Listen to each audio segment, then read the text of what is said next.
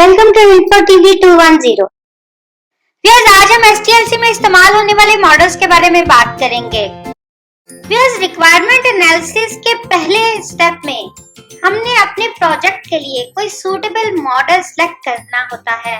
Software development model या paradigm हमें software बनाने के लिए बेहतरीन स्ट्रेटजीज अडॉप्ट करने में मदद देते हैं। व्यूअर्स, याद रखें कि हर प्रोसेस के set of tools, methods, procedures और काम करने का तरीका या तरतीब और आउटकम एक्सपेक्टेशन अलग-अलग होती हैं। एसटीएलसी में इस्तेमाल होने वाले कई मॉडल्स होते हैं।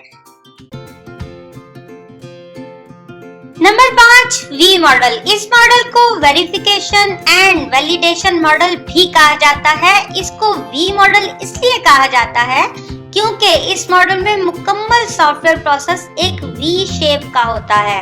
इस वी की एक साइड सॉफ्टवेयर डेवलपमेंट की होती है यानी वेरिफिकेशन की, और दूसरी साइड टेस्टिंग की होती है यानी वैलिडेशन की। व्यूअर्स, यहाँ आपको ये बताते चलें कि वाटरफॉल मॉडल का सबसे पहला मसला ये था कि इसमें एक फेज को मुकम्मल करके ही दूसरी फेज में जाया जा सकता है और फिर वापस पिछली फेज में जाना मुमकिन नहीं होता। इस तरह अगर आप सॉफ्टवेयर डेवलपमेंट की 5वीं फेज पर हैं और वहां पर आपको मालूम होता है कि दूसरी फेज में कोई प्रॉब्लम है या कुछ गलत है, तो आप वापस इस फेज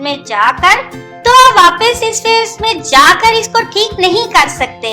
इस मसले के हल के लिए वी मॉडल में हर फेज और स्टेप में टेस्टिंग की जाती है। इस मॉडल के 5 स्टेप हैं: requirement gathering, system analysis, software design, module design और आखिरी स्टेप है कोडिंग।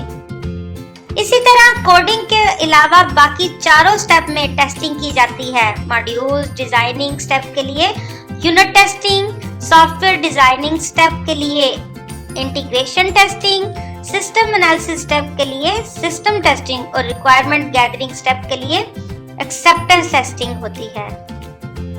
इस तरह पहले स्टेप से लेकर आखिरी स्टेप तक सॉफ्टवेयर डेवलपमेंट और इसी स्टेप में टेस्टिंग पैरेलल चलती है। टेस्टिंग टीम हर स्टेप पर टेस्ट प्लान और टेस्ट केसेस तैयार करती है ताकि इस बात को वेरीफाई और वैलिडेट किया जा सके कि सॉफ्टवेयर डेवलपमेंट ठीक चल रही है और इसमें कोई प्रॉब्लम तो नहीं।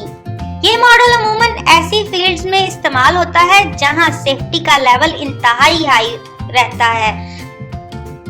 मसलन एरोस्पेस या डिफेंस एंड मिलिट्री में इस मॉडल का इस्तेमाल किया जाता है ताकि हर फेज और स्टेप पर मुसलसल टेस्टिंग की जा सके और गलती का चांस ना हो।